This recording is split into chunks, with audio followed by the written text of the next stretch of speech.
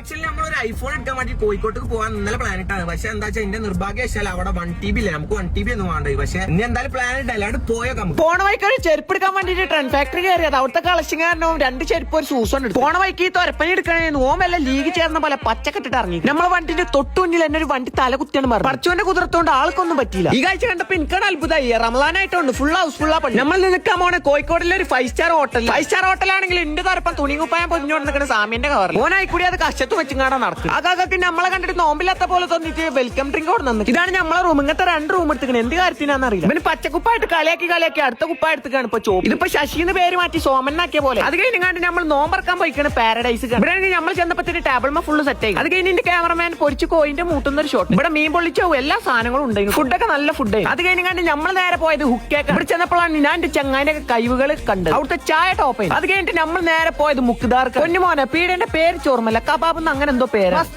Must try സാല. അവിടെ എന്തൊക്കെയോ നോക്കി ഒന്നിനൊന്നും വെച്ചു. ഈ ഷീ കബാബ് മാത്രം എനിക്ക് പറ്റില്ല. ബാക്കിയൊക്കെ പറ്റി. അത് കഴിഞ്ഞാണ്ട് റൂമിൽ അന്നൊരു കുമ്പോച്ചും കുടിച്ചാണ്ട് നമ്മള് കടന്നുറങ്ങി. ബാക്കി നാളെ